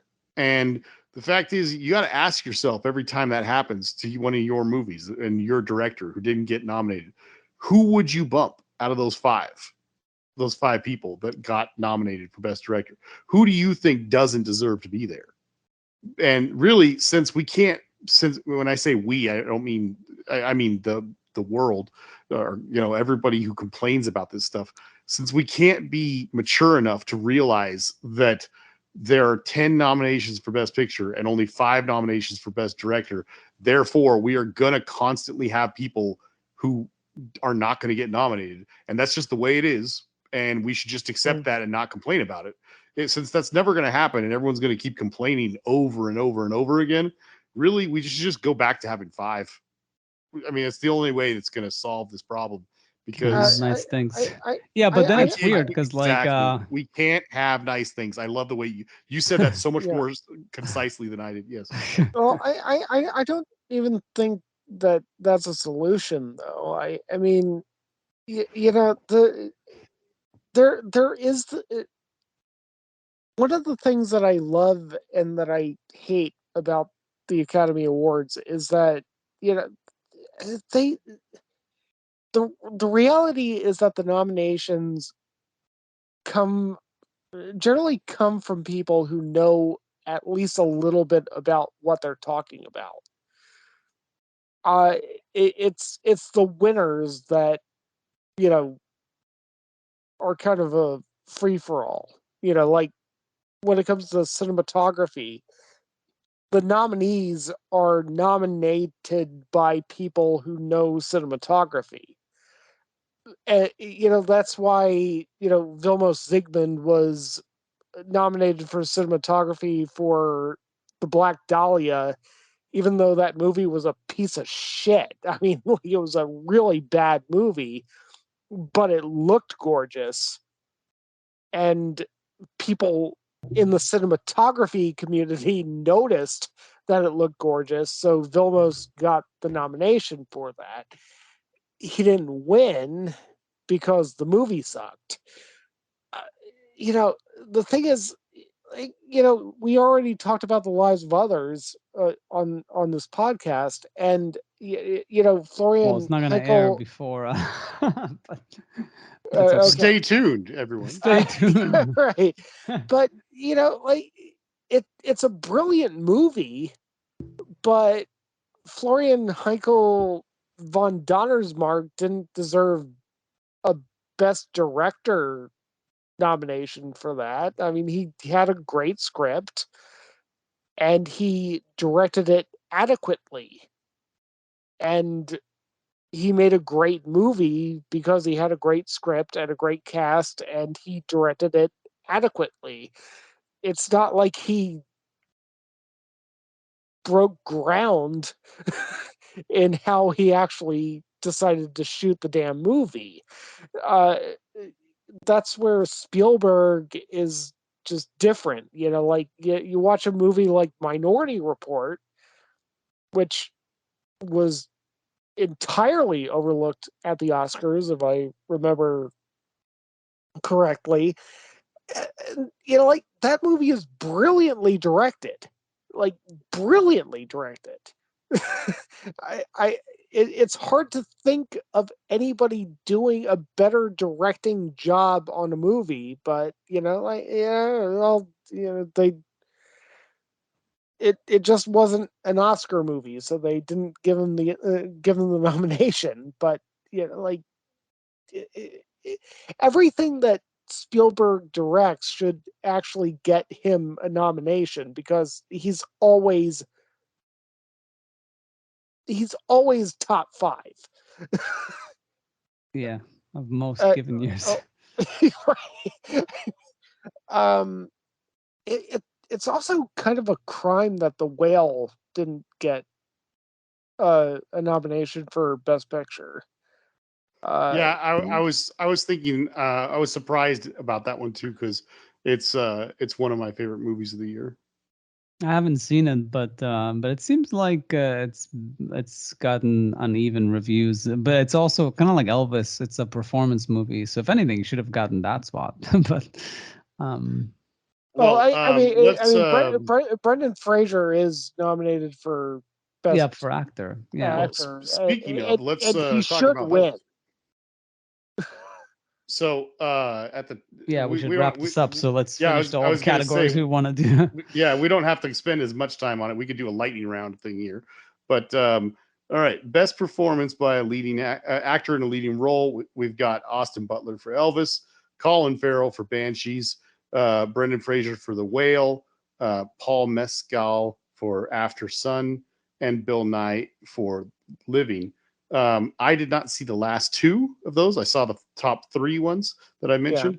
And to me, not just out of these 5 movies, but out of everything this entire year, I think it's a no-brainer that that Brendan Fraser should win Best Actor. I do really like Austin Butler's performance. As I said earlier, I think it's the standout thing in that movie. But Brendan Fraser moved me. I thought he was incredible. Yeah, if Brendan Fraser doesn't win, I think it's political. Interesting. I mean, yeah, Brendan Fraser's performance in that movie is like Gary Oldman level, like it's the best I've ever seen from him. Yeah, or transformative, heartbreaking, strikes you at the core of your being. Gary Oldman in Darkest Hour.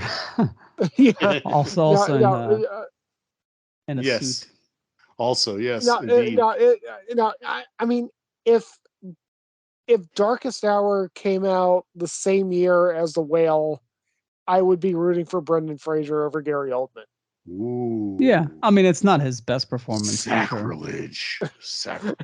What is Gary Oldman's best performance? That's a tough one. Oh, obviously. We should do an episode about you should. Stay tuned. We're gonna we should definitely do Gary Oldman episode. Yeah. That is a fantastic the goat. Okay. Did you guys have Gil? Did you have a favorite that jumped out at you? Either out of those or I am intrigued to see Bill Nye's performance because it's Ikiru, so it's a remake of Ikiru, and I heard that it did it justice. It's not as good, of course. It's an all-time classic, but it seems like it was a good adaptation. Yeah.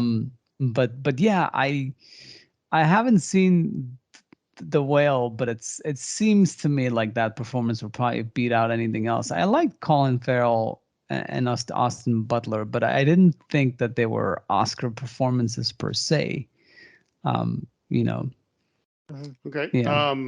Performance by an actor in a supporting role. We've got Brendan Gleeson for Banshees, Brian Tyree Henry for Causeway, Judd Hirsch for The Fabelmans, Barry Keoghan. Thank you. For Banshees as well, and Short Round for Everything Everywhere All at Once. Personally, I'm going to go with Short Round on this, but I did like. I love Brendan Gleeson in almost everything that he's ever done. And as I said before, I think Judd Hirsch in the one sequence that he's in is so good that I really wished he was in a lot more of The Fabelmans. So I don't have any problem with him either, but winning. But my money's on Short Round, and my vote would be for him as well. I will second that. Yeah, it's tough for me because I don't think it was the best performance. I mean, like I think Judd Hirsch and Brendan Gleeson are better actors, and they did a better job in their respective roles. But I just think it was perfect casting. You know, Yeah. like it's one of those cases where you just nailed it. Like, he's like an child actor that's been, out of work for decades, like hasn't been in anything notable. So you cast him as the underachieving Mm. father figure. The I mean, the it's met like, the meta baggage. yeah, the baggage that comes along with it. It's it Perfect. makes Yeah. perfect sense. Which I'm not trying to put him down. Everybody struggles in their lives and they have ups Oh, and downs, and he still, I think, was actively acting, just not in big stuff. But he said he talked a lot about it in the actor roundtable. He said that he was acting for a long time after the Goonies and stuff like that, but he had quit acting for a long time, like I think well over 10 years or something like that. But he came back to acting because he saw Crazy Rich Asians. He oh thought that yeah, was a really big sign that he should come back because it that gave him there's a a lot of hope. chance. Yeah. Yeah, I saw that actually. Yeah, but it's Judge Hirsch just for the fact that he really like saved that movie to some degree. I feel like Oh, just he was deserved. great. And Brendan Gleeson is just, oh my God, that guy is just like a rock. He's He's so always great. solid. Yeah. So good. Yeah. But Yeah. yeah, like as a sympathy vote, which is probably what's going to happen, is Ki Hugh Kwan. Yeah. Uh, yeah. Um, so best performance by an actress in a leading role. We got Kate Blanchett for Tar. Still haven't seen it. Anna de Armas for Blonde. Did you guys see that? I saw it. I I did wanted not. to see it. I Yeah, really I liked didn't. it. It's very sad, and it's not a standard biopic at all. It's very interesting the way the story is told. It's kind of a little chaotic at times, but I thought it was very good. I Yeah, thought she I was mean, very good. I really should prioritize that because I've liked everything that Andrew Dominic has done, and he's taken Mm, nothing but shit for it. yeah. Uh, Yeah, no, but I do want to see it. It's just that for the specific thing, I might have to. You know what? I could watch it on my own. I don't know. We'll see. mm, Yeah, I recommend it. I think it's good. But Andrea Riceborough in To Leslie. I've not even heard of the movie, so I don't know mhm. about that one. Michelle Williams in The Fablemans. She was very solid. And Michelle Yeoh in Everything Everywhere All at Once. If I had, I still need to see Tar, so it's kind of hard for me to say. Out of those three that I did see, I don't know. I could go, honestly, I could go with any of those three. I think they're all good, all very good. I I would go with it. Okay, so I think that Kate Blanchett should win. I think Michelle Yeoh will win. Okay. Uh, Yeah, but that's the way I see it too.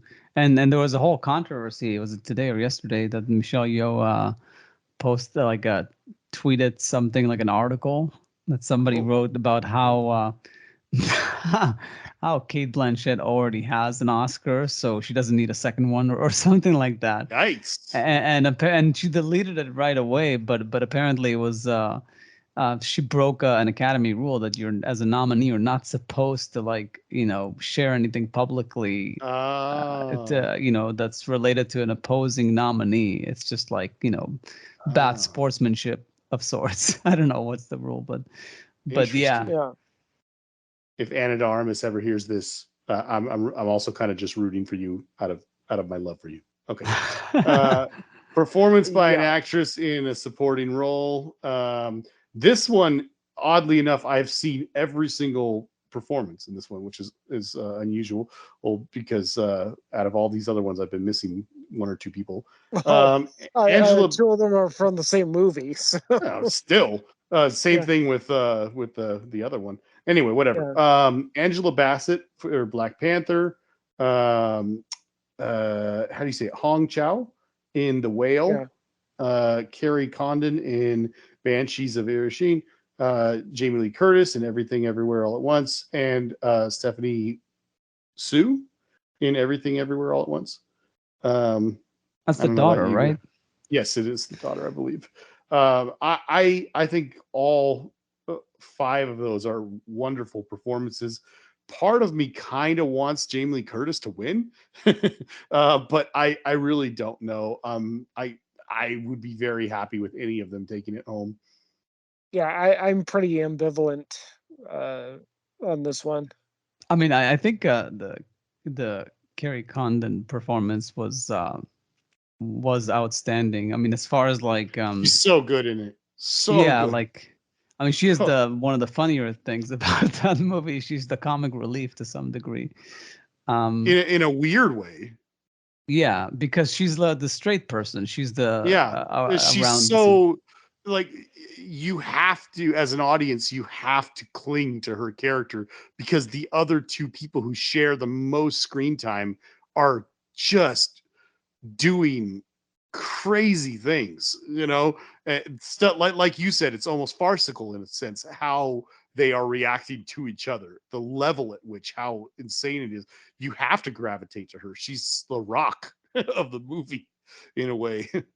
Yeah, and there's something that Jamie Lee Curtis sort of like just from out of nowhere to Oh man, jump on board this movie and just like this movie where she's gonna have sausage fingers. exactly, like she Yeah. just really committed. Like she was just Yeah, like she did. to me she was Alec Guinness in A New Hope.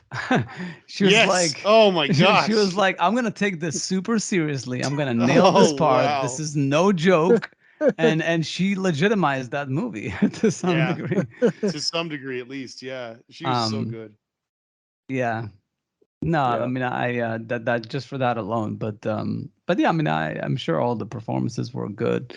I didn't see Black Panther yet or The It's Whale we mentioned. it's okay. Obviously I could talk for a lot about what problems I had with Black Panther, but it's pretty good.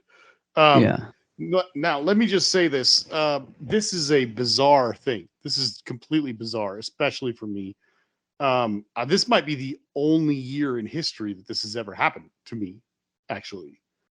Best animated feature of the year. There are 5 nominations, and I did not see any of them. Mm. I almost saw Uh, Turning Red several times. I was trying to get my kids to watch it, but they didn't want to. But I did the see funny thing Pinocchio. is, the funny thing is, I'm trying to get my lady friend and her kid to go see Puss in Boots with me because the Critical Drinker just gave it a glowing review. Oh wow. Yeah, I've heard very good things about it. I just didn't get around to seeing it. yeah. It's actually pretty normal for me to not see animated movies. It's extremely abnormal for me. Yeah, I will say I'm, yeah, go ahead. no, I'm just always reminded of this episode of the Drew Carey Show where Lewis, who it was always kind of one of his stupid friends, finds out that he actually has a really high IQ, but his mom kept like making him think that he was an idiot because she didn't want it to go to his head. And he ends up going to a Mensa meeting and yeah, he he goes up to 2 people. Oh, what are you talking about? Like, oh, we were just comparing uh Kurosawa's films to Herzog's. Have you seen any? And like, are they animated? No, then I haven't seen it. But anyway, Yeah, it's funny you should say that digressing. because Del Toro, much like I guess what's his face, the director of Parasite, Bong Joon. Yeah, I forgot his name, but in any case, much like what he said when he won the Oscar and said, like, if only you the few inches and read the subtitles, it would open up a whole world of great movies that you could watch in the whole thing that he said. As Del Toro also this year kind of said about how I think because he wanted the Golden Globe in his speeches said that animation is not a it's not a medium for kids movies. It's a medium, like it's a different way of telling a story. Yeah. And and he really nails it with the Pinocchio movie because like it's about a wooden boy, and it's essentially like all puppets. It's all Yeah. like he really took the whole thing very literally, kind of like Team America, but in a Yeah. serious way. But he also just goes to town with that story. Like he really like revamps the whole story, and it's not perfect, but it's most likely gonna win. Although I heard good things about Marcel the Shell with shoes on. Yeah. Although that one, they bent the rules of that one because according to the Academy, it does not qualify as an animated movie, but they decided to make some exceptions for it. Oh, I see. I haven't seen it, but I haven't seen yeah, it either. I only Yeah. saw Pinocchio.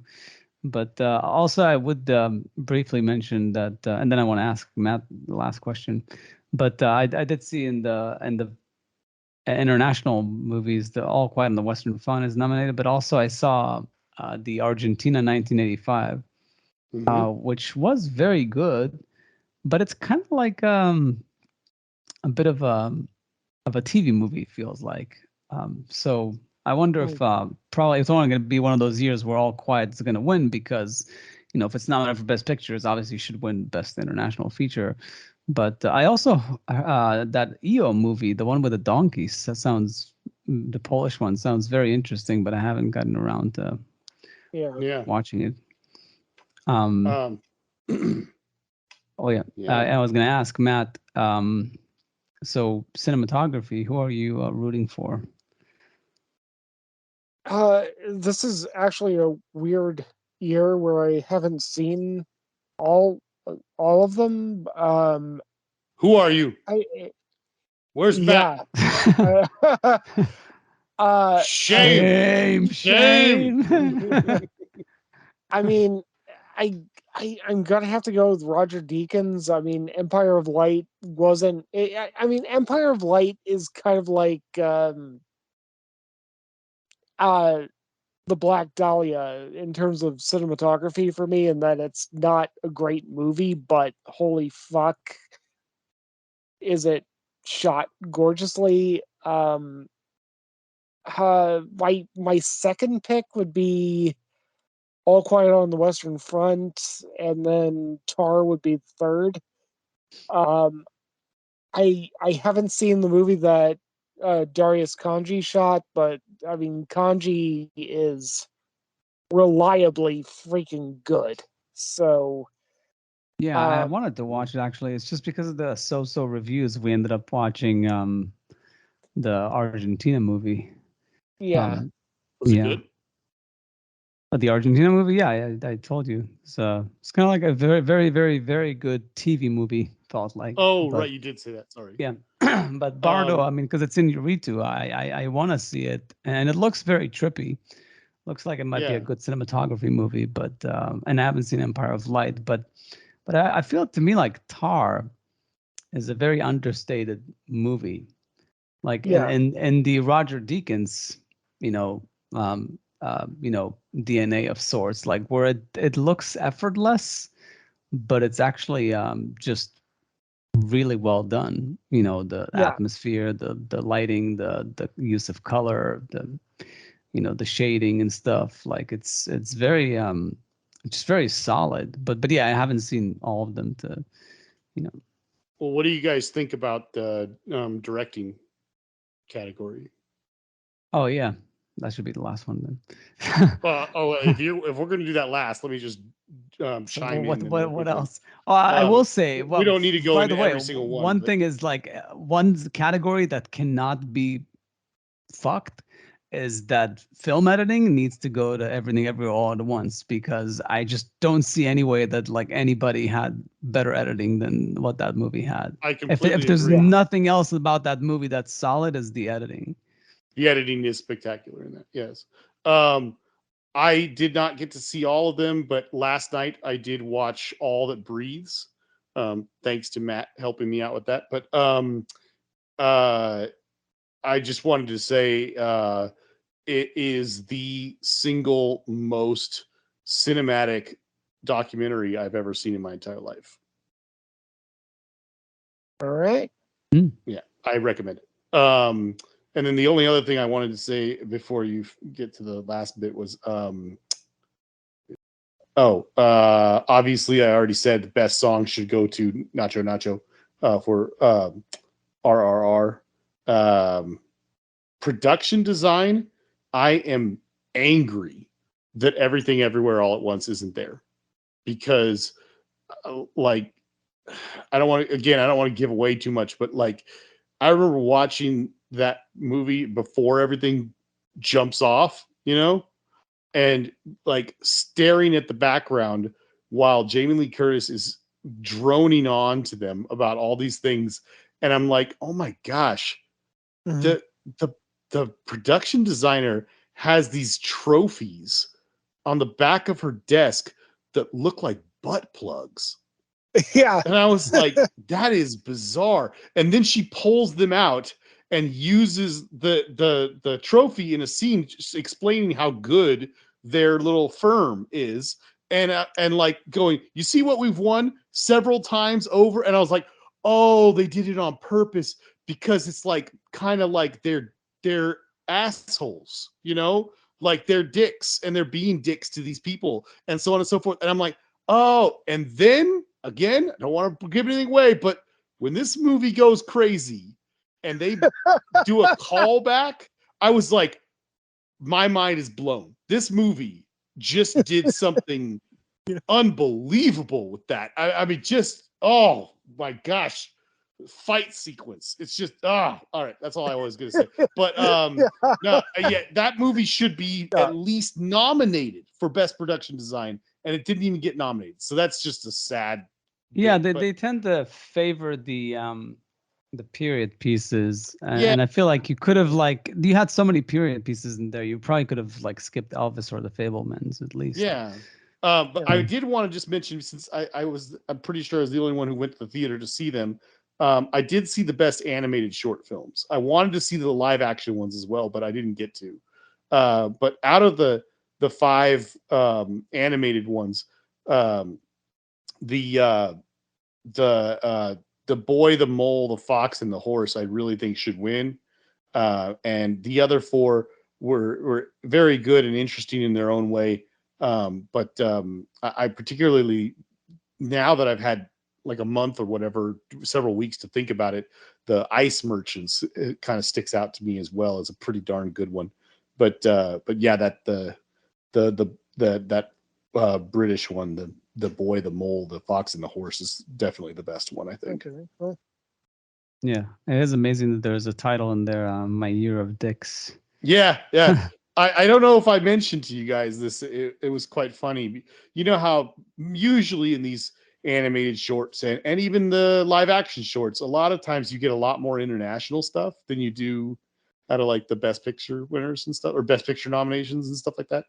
And as you're watching them in the theater, the title comes up, and it has the country of origin and stuff like that. When I watched them, that was the very last one, because I think it was the longest of all of them. And it's just funny because it's like one of them is like from, I don't know, I can't remember precisely which country they all come from, but I think one's a European country, and then one might have been I know one was the top one, like I said, I think was a British one, and then the Ice Merchant one, I can't remember, some Spanish country, I think, or something like that. And then the one of them, the Flying Sailor, was from Canada. So you just see all these things, and they're all they're animated shorts. Some of them are very wholesome, like the Ice Merchants one is very, very, and the boy, the mole, the fox, and the horse, very like child friendly, very wholesome, uplifting films, and it says the country of origin. Finally, the last one gets to America, and it's like, My Year of Dicks. And there's just something that was very amusing about that to me. Yeah. It is interesting that in the live action, Alfonso Cuarón is is involved with one of the movies. Oh wow, you're right. See, now I'm even more angry that I didn't get to see that. Yeah. Unless it's a different Alfonso Cuarón. I guess Assuming maybe. it's not. Yeah. Yeah. Yeah. So directing, Sure. Matt. So it's Martin McDonagh, Daniels, Spielberg, Todd Field, and Ruben Östlund. For the movie that none of us saw. Yeah. Right. Wah, wah, My wah. yeah, but my pick would be Todd Field. Yeah, Yeah. but it's not just that one scene. It's the context that that one scene brings into the rest of the movie that just sells me on Todd Field. Like, you know, he just made a really brilliant decision, and it's a strictly directorial decision that he made in that one scene, that like this is going to be a oneer and this is going to be really difficult, and we're going to pull this off flawlessly, and it is all going to play into the rest of the movie. I think that's the best directorial decision that I've seen, not only this year but in years. So I give it to Todd Field. Yeah. Yeah, I think it's one of those where I wouldn't mind if the Daniels got it, but I feel like it's his moment. I don't think he's won this before. I mean, he's had movies that were nominated, Yeah. like In the Little Bedroom Children. and Little Children, but I think this was basically his, mini, maybe a Magnum opus. magnum opus or masterpiece of sorts, like where he really just like him and Kate Blanchett just went all out, like just go nuts and just do this crazy movie, and they mostly nailed it. But I feel like the Daniels also kind of, but maybe a bit too early in their careers. So maybe they'll still have another one, and who you never know. But yeah, I'll be happy with both. But I feel like Todd Field, I give him a slight edge if I was voting. Uh, Yeah. as I said already before, Everything Everywhere All at Once was my favorite movie of the year. I did like some of these other ones that are nominated for directing, but for the Daniels to win, that would be my pick for sure. Although, like I said, I'm going to try to see Tar tomorrow probably because I really want to see that one. So maybe I changed my mind. I don't know. Hard to say. No, I mean most likely, I'm not sure if you would, but I mean, theirs is a more solid movie through and through. I feel like I just feel like Tar is just on the serious level and importance level. I feel like it's just yeah, but more of an Oscar-like movie. Yeah. It's funny you guys are talking about about Todd Field, and I was like, "What have I seen of this guy's?" And I went back while you were talking about it, so I hadn't seen the movie, so I was just kind of like browsing through his directing credits, and I was like, "Okay, Little Children, yeah, okay, I've seen a few of his movies. This guy's pretty good." And then I was like, "Wait a minute, oh, so like 15 to 20 years ago, he was primarily an actor." And I was looking, I'm like, I look at his picture on IMDb, and I was like, I have seen this guy before. Where are they? Like, oh, he's Nick Nightingale in Eyes Wide Shut. Okay, that's fine. Yeah. Yeah. Right before the big orgy. Man, Right before, he was in the orgy. He was the piano Well, player. he wasn't in. He was Yeah, he wasn't adjacent to yeah. it. in. He was He was playing the adjacent. piano. Yeah. Yeah. Yeah. Man, I really want to rewatch Little Children. It's been a long time. That is just such a rough movie. Yeah. I haven't seen In the Uh, Bedroom. I need to watch that one. yeah. Me too. uh, Me too. yeah. But yeah, I mean, just that that scene toward the end with Jackie Earl Haley, like Ay, ay, ay. that. Rough. Geez. Yeah. Yeah, it is a rough movie. It is a Yeah. really rough movie. He doesn't pick easy movies. No, Yeah. but yeah, there's a certain audacity that you need to have to, make it in this fucking business. Uh, Yeah, yeah, no, and I guess he takes his time between movies, so he knows how to pick the subjects. yeah, um, yeah. There's gonna be a scene where a guy cuts his own penis off because he needs Hey, to finally be good. spoiler alerts. People might not have seen spoiler it. alert. Yeah. At this point, we're way past the 2 hour mark. No, I feel like I really need to do some cutting, but I'm not sure of you're no gonna cut a lot of it. penises. Oh, oh. You beat me to it. My year of no dick. Oh, and he brought it around again.